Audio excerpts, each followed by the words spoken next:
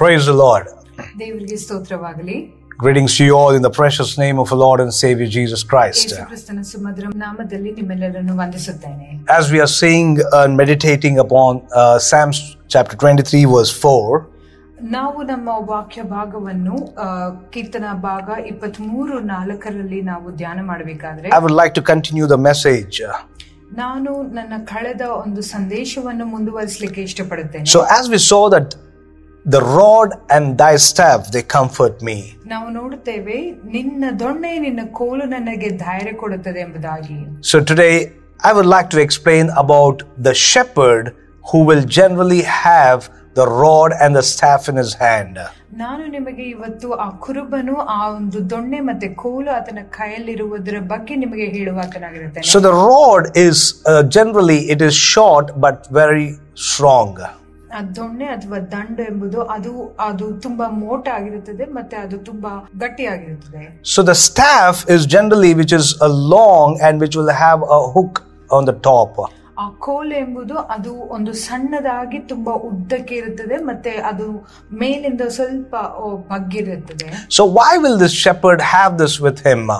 ಯಾಕೆ ಒಂದು ಕುರುಬನ ಹತ್ರ ಈ ಎರಡು ವಸ್ತುಗಳಿರುತ್ತದೆ? So first I would like to talk about the staff. ಮೊದಲನೇದಾಗಿ ನಾನು ಕೋಲಿನ ಬಗ್ಗೆ ಮಾತಾಡಲಿಕ್ಕೆ ಇಷ್ಟಪಡುತ್ತೇನೆ. So the staff generally what the shepherd will do is to show the way to the sheep. ಆ ಕೋಲನ್ನು ಕುರುಬನು ಕುರಿಗಳಿಗೆ ದಾರಿ ತೋರಿಸಲಿಕ್ಕೆ ಉಪಯೋಗಿಸುತ್ತಾನೆ. So and this shepherd also used the staff to pull the leaves from the tree and to break and to give it to the sheep. ಅನೇಕ ಬಾರಿ ಕುರುಬನು ಆ ಕೋಲನ್ನು ಆ ಎತ್ತರವಾದಂತಹ ಮರದಲ್ಲಿರುವ ಎಲೆಗಳನ್ನು ತೆಗೆದು ಆ ಕುರಿಗಳಿಗೆ ಕೊಡಲಿಕ್ಕೆ ಉಪಯೋಗಿಸುತ್ತಾನೆ. So first we looked that it shows the guidance to the sheep. ಅದು ಮೊದಲನೆಯದಾಗಿ ಕುರಿಗಳಿಗೆ ಮಾರ್ಗ ತೋರಿಸುವಂತದ್ದಾಗಿದೆ. The second is the providence for the sheep. ಎರಡನೆಯದಾಗಿ ಆ ಕುರಿಗಳಿಗೆ ಒದಗಿಸುವಂತದ್ದಾಗಿರುತ್ತದೆ. And also wherever the sheep falls in a pit or any other slippery places, ಮೂರನೇದಾಗಿ ಆ ಒಂದು ಕುರಿಗಳು ಯಾವುದೇ ಒಂದು ತಗ್ಗು ಪ್ರದೇಶ ಅಥವಾ ಮುಳ್ಳು ಗಿಡಗಳ ಮಧ್ಯೆ ಬಿದ್ದಿರುವಂತದ್ದಾಗಿದ್ದರೆ, so he will use the same long stick to and hold through the leg or the neck and pull that from the fallen place. ಕುರುಬನು ಅದೇ ಕೋಲನ್ನು ತೆಗೆದುಕೊಂಡು ಆ ಕುರಿಯ ಕತ್ತಿಗೆ ಹಾಕಿ ನಿಧಾನವಾಗಿ ಅದನ್ನು ಮೇಲೆತ್ತುವಾತನಾಗಿರುತ್ತಾನೆ. So David is explaining so well that thy rod and thy staff will comfort me. ದಾವೀದನು ಎಷ್ಟು ಒಳ್ಳೆಯದಾಗಿ ನಿನ್ನ ದೊಣ್ಣೆ ಮತ್ತೆ ನಿನ್ನ ಕೋಲು ನನಗೆ ಧೈರ್ಯ ಕೊಡುತ್ತದೆ ಎಂಬುದಾಗಿ ಹೇಳುತ್ತಿದ್ದಾನೆ. So as we are meditating on the staff, ನಾವು ಈ ಒಂದು ಕೋಲಿನ ಬಗ್ಗೆ ನಾವು ಮನನ ಮಾಡಬೇಕಾದ್ರೆ, so three important things I told. ಮೂರು ಮುಖ್ಯವಾದ ವಿಷಯಗಳ ಬಗ್ಗೆ. One, the shepherd used that to guide the sheep. ಮೊದಲನೇದಾಗಿ ಕುರುಬನು ಅದಕ್ಕೆ ದಾರಿ ತೋರಲು ಉಪಯೋಗಿಸಿದನು. So the second is to provide for the sheep. ಎರಡನೆಯದಾಗಿ ಕುರಿಗಳಿಗೆ ಅದಕ್ಕೆ ಒದಗಿಸುವಂತದನ್ನು ನೋಡಿದೆವು. So the third, we saw that if the sheep goes astray, the staff is used to pull back. ಮೂರನೆಯದಾಗಿ ಆ ಕುರಿಗಳು ಆ ತಗ್ಗಿನಲ್ಲಿ ಮುಳ್ಳಿನ ಮಧ್ಯದಲ್ಲಿ ಬಿದ್ದಾಗ ಅದನ್ನು ಸಂರಕ್ಷಿಸಲು ಉಪಯೋಗಿಸುವಂತ. So maybe you are in a condition where there's some kind of guidance needed for your situation. ನೀವು ಒಂದು ಪರಿಸ್ಥಿತಿಯಲ್ಲಿರಬಹುದು ಎಲ್ಲಿ ನಿಮಗೆ ಒಂದು ಮಾರ್ಗವನ್ನು ಅಥವಾ ಒಂದು ಸ್ಥಳವನ್ನು ನಿಮಗೆ ತೋರಬೇಕೆಂಬುದಾಗಿ. Many times when we finish our certain course like SLC or PUC and degree, ಅನೇಕ ಬಾರಿ ನಾವು ನಮ್ಮ SSLC ಅಥವಾ PUC ಅಥವಾ ನಮ್ಮ ಒಂದು ಡಿಗ್ರಿ ಕೋರ್ಸ್ ಅನ್ನು ಮುಗಿಸಿರಬೇಕಾದ್ರೆ, generally students will be looking for a guidance from some or the other to show them which way or which course and which direction to move.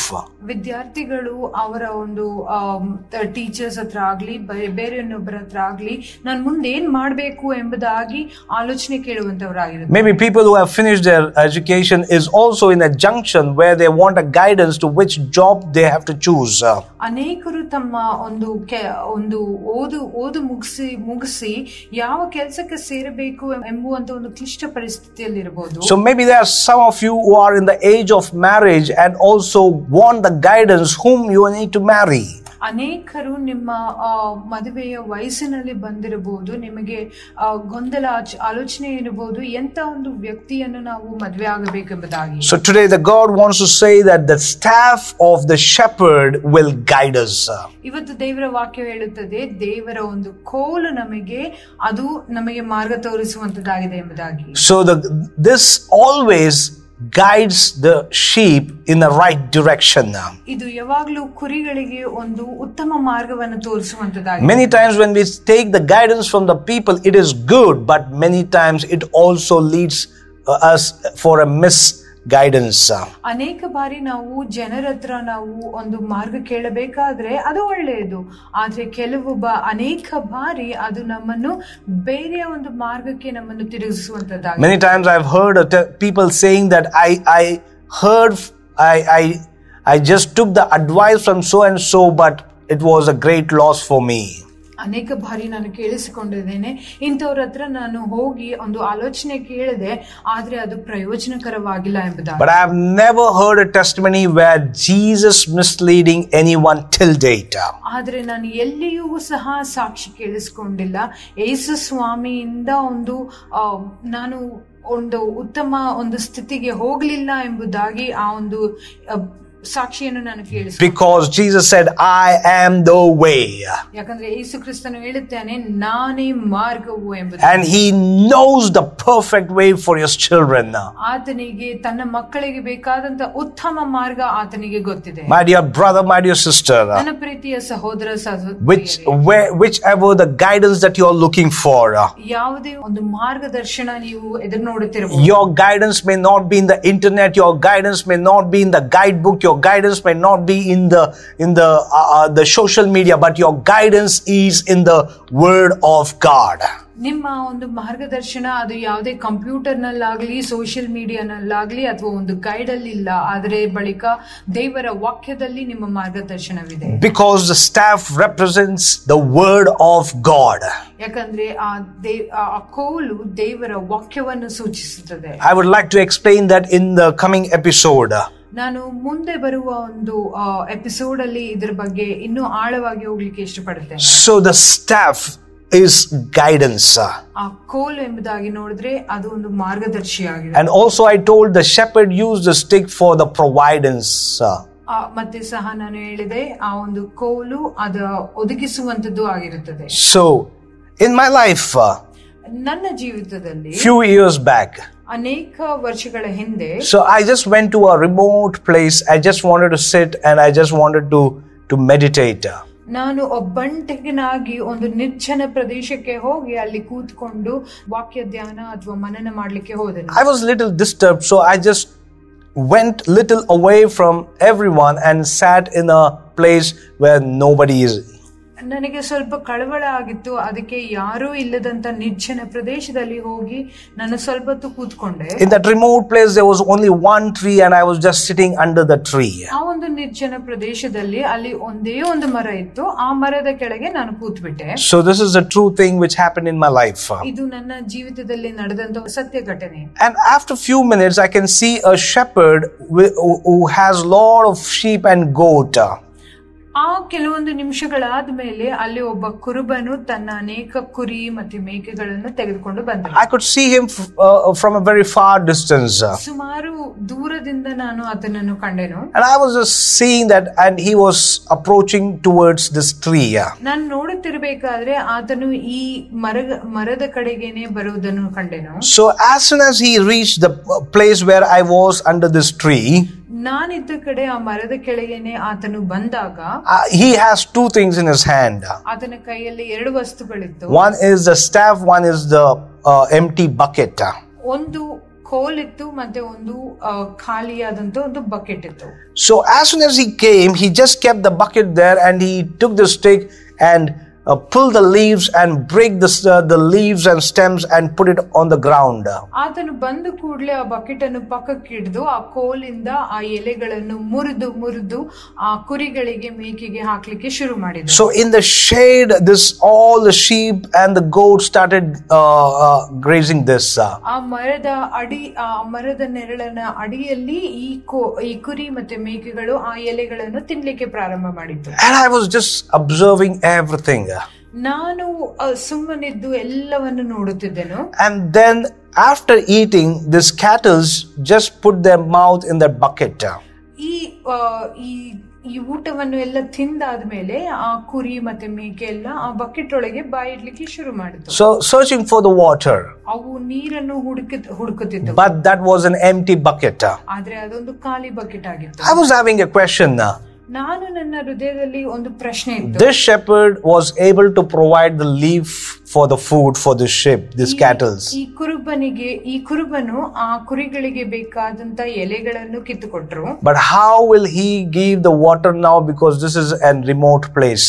ಆದ್ರೆ ನೀರು ಹೇಗೆ ಒದಗಿಸಲಿಕ್ಕೆ ಸಾಧ್ಯ, ಯಾಕಂದ್ರೆ ಇದು ನಿರ್ಜನ ಪ್ರದೇಶ ಎಂಬುದಾಗಿ. For my surprise, ನಾನು ಚಕಿತವಾದಂತದ್ದು.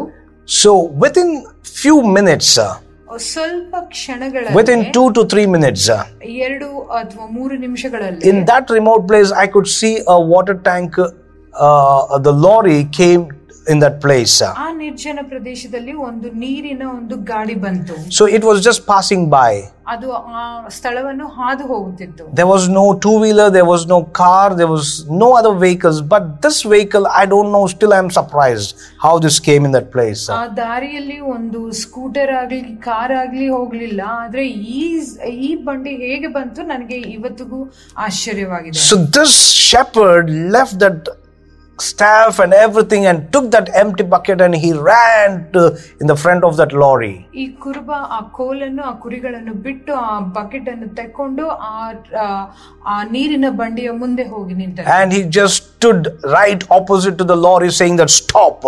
ಆ ನೀರಿನ ಬಂಡಿಯ ಎದುರುಗಡೆ ಹೋಗಿ ನಿಂತುಕೊಂಡು ನಿಲ್ಲಿಸಿ ಎಂಬುದಾಗಿ ಕೂಗಿಕೊಂಡು. And he told that lorry driver that I want water because I need to give to my sheep. ಅದನ್ನು ಆ ಚಾಲಕನಿಗೆ ಹೇಳಿದನು, ನನಗೆ ನೀರು ಬೇಕು, ನನ್ನ ಕುರಿಗಳಿಗೆ ಒದಗಿಸಬೇಕು ಎಂಬುದಾಗಿ. And that man was so kind enough, he told that okay, you take it. ಆತನು ಕನಿಕರ ಪಟ್ಟು ಸರಿ ತಗೊಂಡು ಹೋಗಿ ಎಂಬುದಾಗಿ ಹೇಳಿದ. Almost 2-3 times this shepherd brought the water and all the sheep and the cattle were able to drink the water. 2-3 ಬಾರಿ ಈ ಕುರುಬನು ಹೋಗಿ ನೀರನ್ನು ತಂದಾಗ ಆ ಕುರಿಗಳು ಅದನ್ನು ಕುಡಿದವು. The Holy Spirit started speaking to me. ಪವಿತ್ರಾತ್ಮನು ನನ್ನೊಳಗೆ ಮಾತನಾಡಲಿಕ್ಕೆ ಪ್ರಾರಂಭಿಸಿದ. When this shepherd knows how to provide the leaf and the water to this sheep, ಈ ಲೌಕಿಕ ಒಂದು ಕುರುಬನಿಗೆ ಈ ಕುರಿಗಳಿಗೆ ಬೇಕಾದಂತ ಆಹಾರ ಮತ್ತೆ ನೀರನ್ನು ಒದಗಿಸಲಿಕ್ಕೆ ಗೊತ್ತು ಎಂಬುದಾಗಿ ನೋಡಿದರೆ, I am your shepherd, will I not know how to provide for you? ನಾನು ನಿನ್ನ ಕುರುಬನು, ನನಗೆ ಗೊತ್ತಿಲ್ಲವ ನಿನ್ನನ್ನು ಹೇಗೆ ನೋಡಿಕೊಳ್ಳಬೇಕೆಂಬುದಾಗಿ. My God is a provider. ನನ್ನ ದೇವರು ಒದಗಿಸುವಾತನಾಗಿರುತ್ತಾನೆ. That was a direct message from God with a demonstration in that place. ಅದು ದೇವರಿಂದ ಬಂದಂತ ಒಂದು ಡೈರೆಕ್ಟ್ ಒಂದು ಸಂದೇಶವಾಗಿತ್ತು ನನಗೆ. ಮತ್ತೆ ಅದು ಎಲ್ಲ ಒಂದು ನಾಟಕದ ಉಪಾಧಿಯಲ್ಲಿ ನನಗೆ ಎಲ್ಲವೂ ಎದುರುಗಡೆ ಕಾಣಿಸಿತ್ತು. And my faith was shaken. ನನ್ನ ಒಂದು ನಂಬಿಕೆ ಅದು ಹಾಡಿಸಲ್ಪಟ್ಟಿತ್ತು. And in that remote place I went with little disturbed mind.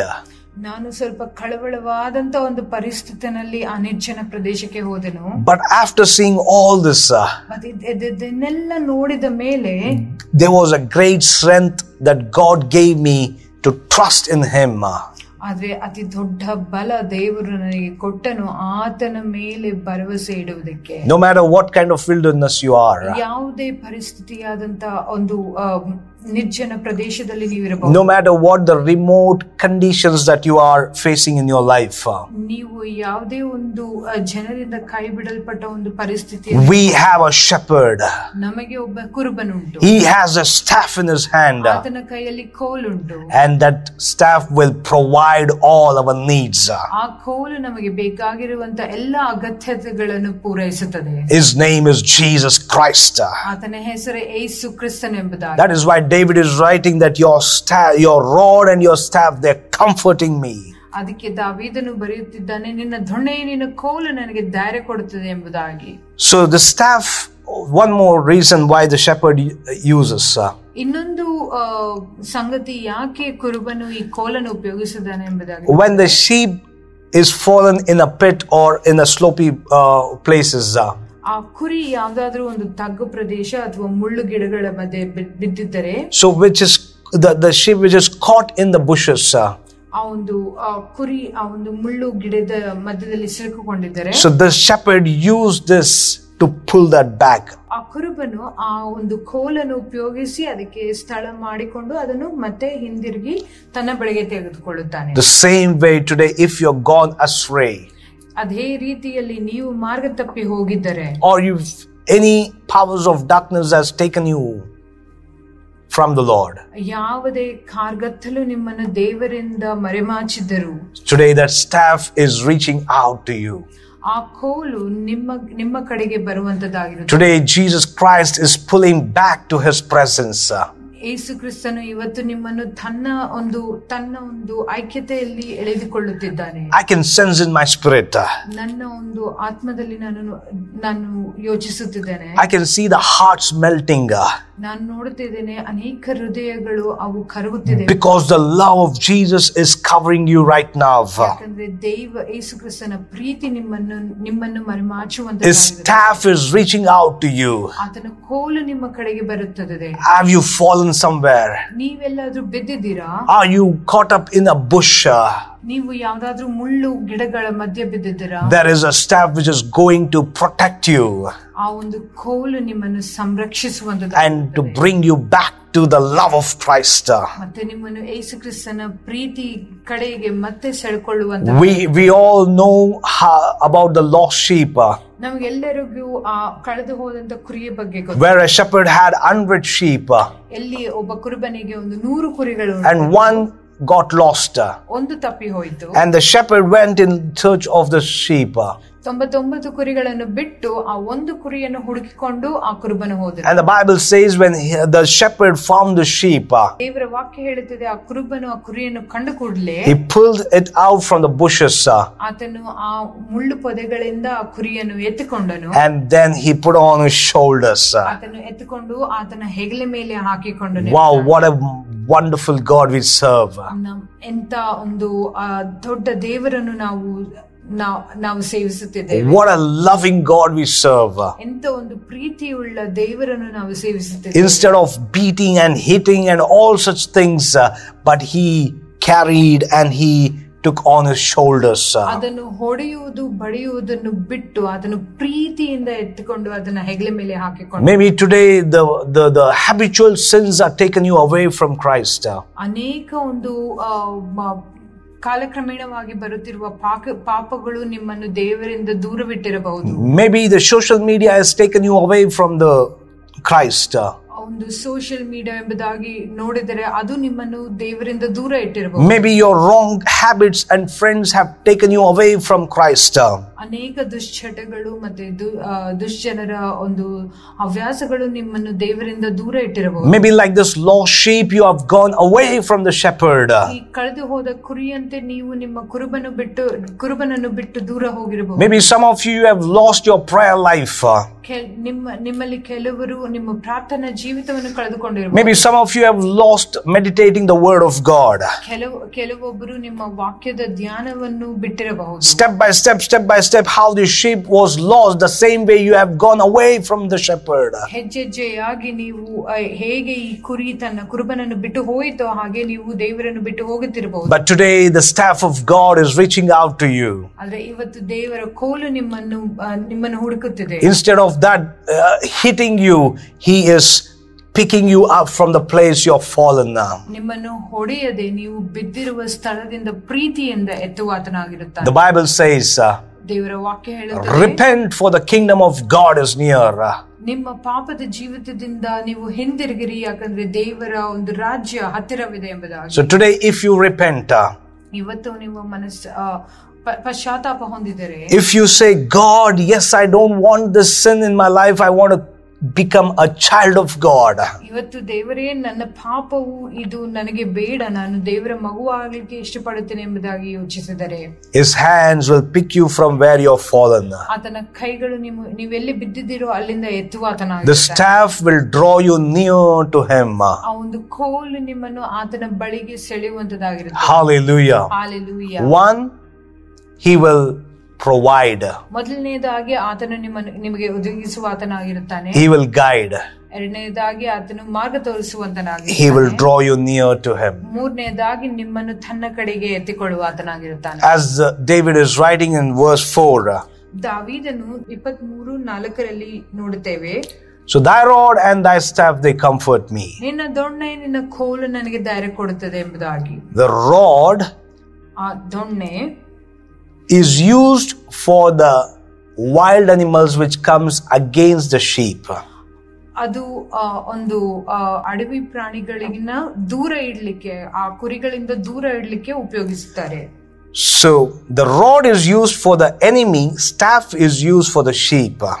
ಆ ಒಂದು ದೊಣ್ಣೆ ಏನಿದೆ ಅದು ಶತ್ರುಗಳಿಗೆ ಉಪಯೋಗಿಸುವಂತದ್ದಾಗಿರುತ್ತದೆ. ಆ ಕೋಲ್ ಏನಿದೆ ಅದು ಕುರಿಗಳಿಗೆ ಉಪಯೋಗಿಸುವಂತದ್ದಾಗಿರುತ್ತದೆ. So there are these two different sticks.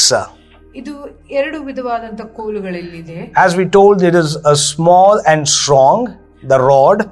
ಒಂದು ದೊಣ್ಣೆ ನೋಡುವಂತಾದ್ರೆ ಅದು ಮೋಟಾಗಿರುತ್ತದೆ, ಗಟ್ಟಿಯಾಗಿರುತ್ತದೆ. The staff is long and lean. ಕೋಲ್ ಏನಿದೆ ಅದು ಉದ್ದಕ್ಕಿದೆ ಮತ್ತೆ ಅದು ಸಣ್ಣಕ್ಕೆ ಇದೆ. Listen to me very carefully. ನನ್ನನ್ನು ಗಮನವಿಟ್ಟು ಕೇಳಿಸಿಕೊಳ್ಳಿ. Staff is used for the sheep. ಕೋಲ್ ಏನಿದೆ ಅದು ಕುರಿಗಳಿಗೆ ಉಪಯೋಗಿಸುತ್ತದೆ. The rod is used for the enemies of the sheep. ಕೋಲ್ ಆ ದೊಣ್ಣೆ ಏನಿರುತ್ತದೆ ಅದನ್ನು ಆ ಕುರಿಗಳ ಶತ್ರುಗೆ ಉಪಯೋಗಿಸುವಂತ. Whatever comes against the sheep. ಯಾವುದಾದ್ರೂ ಆ ಕುರಿಗಳಿಗೋಸ್ಕರ ಬರುವಂತದ್ದಾಗಿದೆ. So when the wild animals come to eat or to kill and to tear the sheep, ಕಾಡು ಮೃಗಗಳು ಬಂದು ಆ ಕುರಿಗಳನ್ನು ಹರಿದು ತಿನ್ನಲಿಕ್ಕೆ ಬರುವಂತದಾದ್ರೆ, to kill and to disturb and to destroy the sheep, ಆ ಕುರಿಗಳನ್ನು ಕೊಂದು ಅದನ್ನು ಚದುರಿಸುವುದಕ್ಕೆ ನೋಡುವಂತದಾದ್ರೆ, so the shepherd will use the rod to hit that wild animals. ಕುರುಬ ಆ ದೊಣ್ಣೆಯನ್ನು ಆ ಒಂದು ಪ್ರಾಣಿಯನ್ನು ಹೊಡೆದು ಬಿಸಾಡ್ಲಿಕ್ಕೆ ಉಪಯೋಗಿಸುತ್ತಾನೆ. So today our shepherd has the rod. ಇವತ್ತು ನಮ್ಮ ಕುರುಬರ ಕೈಯಲ್ಲಿ ಒಂದು ದೊಣ್ಣೆ ಇದೆ. Today whatever the enemy is against you, ಯಾವುದೇ ಶತ್ರು ನಿಮಗೆ ವಿರುದ್ಧವಾಗಿದ್ದರು, don't take the rod in your hand. ನಿಮ್ಮ ಕೈಯಲ್ಲಿ ದೊಣ್ಣೆ ತೆಗೆದುಕೊಳ್ಳಿ. The shepherd has the rod. ಆ ಕುರುಬನ ಕೈಯಲ್ಲಿ ಆ ದೊಣ್ಣೆ ಇದೆ. The Bible says ಸತ್ಯವೇದ ಹೇಳುತ್ತದೆ in Exodus chapter 14 verse 14, ವಿಮೋಚನಾ ಕಾಂಡ 14ನೇ ಅಧ್ಯಾಯ 14ನೇ, I will fight for you. ನಾನು ನಿಮಗೋಸ್ಕರ ಯುದ್ಧ ಮಾಡುತ್ತೇನೆ. I will fight for you. ನಾನು ನಿಮಗೋಸ್ಕರ ಯುದ್ಧ ಮಾಡುತ್ತೇನೆ. So many times we Christians take the rod to hit the enemy. ಅನೇಕ ಬಾರಿ ನಾವು ಕ್ರೈಸ್ತರು ಆ ದೊಣ್ಣೆಯನ್ನು ತೆಗೆದುಕೊಂಡು ನಮ್ಮ ಶತ್ರುಗೆ ಉಪಯೋಗಿಸುತ್ತೇವೆ. Battle belongs to God. ಆದ್ರೆ ಯುದ್ಧವು ಯೆಹೋವನದು, It's not ours. ಅದು ನಮ್ಮದಲ್ಲ. So the rod and the staff in the shepherd's hand. ಆ ದೊಣ್ಣೆ ಮತ್ತೆ ಅದು ಕೋಲು ಆ ಕುರುಬನ ಕೈಯಲ್ಲಿ. The rod protects the child of God. ಆ ದೊಣ್ಣೆ ಆ ದೇವರ ಒಂದು ಮಕ್ಕಳನ್ನು ಸಂರಕ್ಷಿಸುತ್ತದೆ. Whatever it might be a witchcraft or black magic or anything that is against you. ಯಾವುದೇ ಒಂದು ಪರಿಸ್ಥಿತಿ ಇರಬಹುದು, ಅದು ಆ ಮಾಟ ಮಂತ್ರದ್ದು ಅಥವಾ ಕಟ್ಟುಗಳದ್ದು ಯಾವುದೇ ಒಂದು ಪರಿಸ್ಥಿತಿ ನಿಮ್ಮ ವಿರುದ್ಧವಾಗಿ ಹೋಗುತ್ತಿರಬಹುದು. My shepherd, your shepherd has the rod in his hand. ನನ್ನ ಕುರುಬನು ನಿಮ್ಮ ಕುರುಬನ ಕೈಯಲ್ಲಿ ಆ ಒಂದು ದೊಣ್ಣೆ ಇದೆ. He will hit every powers of darkness which is against you. ಆತನು ಎಲ್ಲಾ ಕಾರ್ಗತ್ತಲನ್ನು ಹೊಡೆದು ಹಾಕಿ ನಿಮ್ಮ ವಿರುದ್ಧವಾಗಿ ಆತನು ಯುದ್ಧ ಮಾಡುವಂತನಾಗಿರುತ್ತಾನೆ. The Bible says, ಸತ್ಯವೇದವು ಹೇಳುತ್ತದೆ, no weapon formed against you shall ever prosper. ನಿಮಗೆ ವಿರುದ್ಧವಾಗಿ ಯಾವುದೇ ಆಯುಧ ಫಲಿಸದು ಎಂಬುದಾಗಿ. So you might be seeing many weapons of the enemy. ನಿಮಗೆ ವಿರುದ್ಧವಾಗಿ ಅನೇಕ ಆಯುಧಗಳು ನಿಮ್ಮ ಶತ್ರು ತಂದು ಹಾಕಿರಬಹುದು. The enemies might have tricked in many different ways to make you to fall down. ನಿಮ್ಮ ಶತ್ರು ಅನೇಕ ವಿಧದಲ್ಲಿ ನೀವು ಬೀಳಲಿಕ್ಕೆ ಮಾಡಿರಬಹುದು. So don't worry about all that. ಅದನ್ನು ಆಲೋಚಿಸಬೇಡಿ. Remember one thing. ಒಂದು ಮಾತ್ರ ಜ್ಞಾಪಕ ಇಟ್ಕೊಳ್ಳಿ. I have a shepherd. ನನಗೆ ಒಬ್ಬ ಕುರುಬನು. He has the rod in his hand. ಆತನ ಕೈಯಲ್ಲಿ ಒಂದು ದೊಣ್ಣೆ ಇದೆ. And his rod is enough. ಆತನ ದೊಣ್ಣೆಯೇ ಸಾಕು to destroy all the powers of darkness. ಎಲ್ಲ ಕಾರ್ಗತ್ತಲನ್ನು ಚದುರಿಸುವುದಕ್ಕೆ. If the word of God has given that no weapon formed against you shall ever prosper. ದೇವರ ವಾಕ್ಯ ಹೇಳುತ್ತದೆ ಯಾವುದೇ ವಿಧವಾದ ಆಯುಧವು ನಿಮ್ಮ ವಿರುದ್ಧ ಫಲಿಸದು. It's not for a joke's sake it is given there. ಅದು ತಮಾಷೆಯಾಗಿ ವಾಕ್ಯ ಹೇಳುತ್ತಿಲ್ಲ. He knows that he is able to protect her. ಆತನಿಗೆ ಖಂಡಿತವಾಗ್ಲಿ ಗೊತ್ತು ಆತನು ನಿಮ್ಮನ್ನು ಸಂರಕ್ಷಿಸಲಿಕ್ಕೆ ಸಾಧ್ಯ. The devil which is disturbing your sleep, ಒಂದು ಸೈತಾನನು ನಿಮ್ಮ ನಿದ್ರೆಯನ್ನು ಕೆಡಿಸುತ್ತಿರಬಹುದು, disturbing your health, ನಿಮ್ಮ ಆರೋಗ್ಯವನ್ನು ಕೆಡಿಸುತ್ತಿರಬಹುದು, disturbing your peace, ನಿಮ್ಮ ಸಮಾಧಾನವನ್ನು ಕೆಡಿಸುತ್ತಿರಬಹುದು, disturbing in many fears. ಅನೇಕ ಭಯಗಳಿಂದ ನಿಮ್ಮನ್ನು ಕೆಡಿಸುತ್ತಿರಬಹುದು. Today God has the rod. ಇವತ್ತು ದೇವರ ಕೈಯಲ್ಲಿ ಒಂದು ದೊಣ್ಣೆ ಉಂಟು. Let that rod comfort you. ಆ ಒಂದು ದೊಣ್ಣೆ ನಿಮಗೆ ಒಂದು ಧೈರ್ಯ ಕೊಡುವಂತದಾಗಿದೆ. The staff ಆ ಕೋಲು will provide, ನಿಮಗೆ ಒದಗಿಸುತ್ತದೆ, guide, ನಿಮಗೆ ಮಾರ್ಗ ತೋರಿಸುತ್ತದೆ, and draw us near to him. ನಿಮ್ಮನ್ನು ಮತ್ತೆ ಆತನ ಬಳಿಗೆ ಸೆಳೆಕೊಳ್ಳುತ್ತದೆ. So the rod ಆ ದಂಡು will protect us ಅದು ನಮ್ಮನ್ನು ಸಂರಕ್ಷಿಸುತ್ತದೆ and strengthen us. ಮತ್ತೆ ನಮ್ಮನ್ನು ಬಲಗೊಳಿಸುತ್ತದೆ. Hallelujah. Hallelujah. Hallelujah. Hallelujah. Just imagine. ಸ್ವಲ್ಪ ಯೋಚನೆ ಮಾಡಿ ನೋಡಿ. There is a sheep in the field. ಒಂದು ಕುರಿ ಆ ಒಂದು ಮೈದಾನದಲ್ಲಿದೆ. The groups of sheep. ಆ ಕುರಿಗಳು ಮೈದಾನದಲ್ಲೇ ಇವೆ. And shepherd is there in a place just under the tree. ಆ ಕುರುಬನು ಆ ಒಂದು ಮರದ ಕೆಳಗೆ ಇರುತ್ತಾನೆ. And there is a wild fox or wild animal which comes to attack the sheep. ಒಂದು ತೋಳನೋ ನರಿನೋ ಈ ಕುರಿಗಳ ಮೇಲೆ ಬರುವಂತದಾಗಿರುತ್ತದೆ. So what will the sheep do? ಆ ಕುರಿಗಳೇನಾಗುತ್ತದೆ? So it will not face that wild animal and say that, oh come let us have a fight. ಅದು ಓ ಬಾ ನಾವು ಯುದ್ಧ ಮಾಡೋಣ ಎಂಬುದಾಗಿ ಅದು ಹೇಳುವುದಿಲ್ಲ. So if at all it goes in that way, ಆ ಕುರಿ ಆ ರೀತಿಯಲ್ಲಿ ಹೋದರೂ ಸಹ we all know that the sheep will be killed. ನಮಗೆಲ್ಲರಿಗೂ ಗೊತ್ತು ಆ ಕುರಿ ಸಾಯುತ್ತೆ ಎಂಬುದಾಗಿ. Because the sheep doesn't have the enough strength to face that. ಯಾಕಂದ್ರೆ ಆ ಕುರಿಗೆ ಅಷ್ಟು ಬೇಕಾದಂತ ಅದನ್ನು ಎದುರುಗೊಳ್ಳುವ ಬಲ ಅದರಲ್ಲಿಲ್ಲ. Generally when this happens, ಅನೇಕ ಬಾರಿ ಈ ರೀತಿ ಆಗಬೇಕಾದ್ರೆ what will the sheep do? ಆ ಕುರಿ ಏನನ್ನುತ್ತೆ, ಏನ್ ಮಾಡುತ್ತೆ? It will run towards where the shepherd is. ಅದು ತನ್ನ ಯಜಮಾನನು ಅಂದ್ರೆ ಕುರುಬನಿರುವ ಕಡೆಯೇ ಓಡಿ ಹೋಗುತ್ತದೆ. Is it right or wrong? ಅದು ಸರಿಯಾ ತಪ್ಪಾ? So you can just check it anywhere. ನೀವು ಎಲ್ಲಾದ್ರೂ ಅದನ್ನು ನೀವು ಪರಿಶೋಧಿಸಬಹುದು. So if the sheep get fear, it will run to the master. ಆ ಕುರಿಗೆ ಭಯವಾದಾಗ ಅದು ಆ ಕುರುಬನೊಟ್ಟಿಗೆ ಹೋಗುತ್ತದೆ. And what will the shepherd do? ಆಗ ಕುರುಬನ್ ಏನ್ ಮಾಡುತ್ತಾನೆ? He knows that he has the rod in his hand. ಆತನಿಗೆ ಗೊತ್ತು ಆತನ ಕೈಯಲ್ಲಿ ಆ ದಂಡಿದೆ ಎಂಬುದು. So this shepherd will rise up from that place. ಈ ಕುರುಬನು ಆ ಸ್ಥಳದಿಂದ ಎದ್ದು ಬಂದು, not to run away, ಅದು ಓಡಿ ಹೋಗ್ಲಿಕ್ಕಲ್ಲ, to make sure that the wild animal to run away. ಆ ಒಂದು ಕಾಡು ಪ್ರಾಣಿ ಓಡೋಗ್ಲಿಕ್ಕೆ ಆತನು ಎದ್ದೇಳುವಂತ. He will fight for his sheep. ಆತನು ತನ್ನ ಕುರಿಗೋಸ್ಕರ ಯುದ್ಧ ಮಾಡುವಂತನಾಗಿರುತ್ತಾನೆ. And he will make sure that there is no harm happening to the sheep. ಆತನು ಖಂಡಿತವಾಗ್ಲೂ ನೋಡ್ಕೊಳ್ಳುತ್ತಾನೆ ಆಗಿರುತ್ತಾನೆ, ಅದಕ್ಕೆ ಏನೂ ಕೆಡುಕು ಬರದೇ ಇರದೆ. He will do his best to fight against that enemy and make sure the sheep is protected.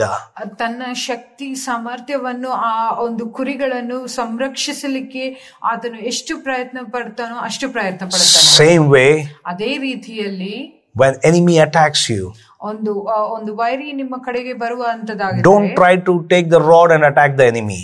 ನೀವು ದಂಡನ್ನು ತೆಗೆದುಕೊಂಡು ಆತನ ವಿರುದ್ಧ ಹೋಗಬೇಡಿ. Instead of that, ಅದಕ್ಕಿಂತ run to the shepherd. ನೀವು ನಿಮ್ಮ ಕುರುಬನ ಬಳಿಗೆ ಓಡಿ. Run to Jesus Christ. ಯೇಸು ಸ್ವಾಮಿಯ ಬಳಿಗೆ ಓಡಿ. Is there anybody facing fear, anxiety, or the witchcraft and black magic and spirits of darkness is attacking you? ಯಾರಾದ್ರೂ ಭಯ ಭೀತಿಯಲ್ಲಿ ಮತ್ತೆ ಒಂದು ಅಸಮಾಧಾನ ಮತ್ತೆ ಕತ್ತಲೆಯ ಶಕ್ತಿ ನಿಮ್ಮನ್ನು ಕಾಡುವಂತದಾಗಿದ್ದರೆ, run to Jesus. ಯೇಸುವಿನ ಬಳಿಗೆ ಓಡಿ ಹೋಗಿ. He has the rod in his hand. ಆತನ ಕೈಯಲ್ಲಿ ದಂಡುಂಟು. And he will protect you. ಆತನು ನಿಮ್ಮನ್ನು ಸಂರಕ್ಷಿಸುತ್ತಾನೆ. May this word give us the comfort. ಈ ವಾಕ್ಯವು ನಿಮಗೆ ಆಧರಣೆಯಾಗಿರಲಿ. Thy rod ನಿನ್ನ ದೊಣ್ಣೆಯು and thy staff, ನಿನ್ನ ಕೋಲು they comfort me. ನನಗೆ ಧೈರ್ಯ ಕೊಡುತ್ತದೆ. Because we are the sheep of the shepherd called Jesus Christ. ಯಾಕಂದ್ರೆ ನಾವೆಲ್ಲ ಕುರಿಗಳಾಗಿರುತ್ತೇವೆ ಆ ಯೇಸು ಕ್ರಿಸ್ತನೆಂಬ ಕುರುಬನಿಗೆ. I would like to continue about this rod in the next episode. ಮುಂದಿನ ಸಂಚಿಕೆಯಲ್ಲಿ ಈ ಒಂದು ದೊಣ್ಣೆ ಮತ್ತೆ ಕೋಲಿನ ಬಗ್ಗೆ ನಾನು ಮುಂದುವರಿಸಲಿಕ್ಕೆ ಇಷ್ಟಪಡುತ್ತೇನೆ. Stay tuned and God bless you. ನಮ್ಮನ್ನು ನೋಡುತ್ತೀರಿ, ದೇವರು ನಿಮ್ಮನ್ನು ಆಶೀರ್ವದಿಸಲಿ. Staff, ದೊಣ್ಣೆ, guidance, providence and draws near. ಕೋಲು ಅದು ದಾರಿ ತೋರಿಸುತ್ತದೆ, ನಮಗೆ ಒದಗಿಸುತ್ತದೆ ಮತ್ತೆ ನಮ್ಮನ್ನು ಹತ್ರಕ್ಕೆ ಸೆಳೆದುಕೊಳ್ಳುತ್ತದೆ. Rod, ದೊಣ್ಣೆ protects us, ಅದು ನಮ್ಮ ಸಂರಕ್ಷಿಸುತ್ತದೆ and give us the strength. ನಮಗೆ ಬಲ ಕೊಡುತ್ತದೆ. May God bless you through these words. ದೇವರು ನಿಮ್ಮನ್ನು ಈ ವಾಕ್ಯಗಳಿಂದ ಆಶೀರ್ವದಿಸಲಿ. Amen. ಆಮೆನ್.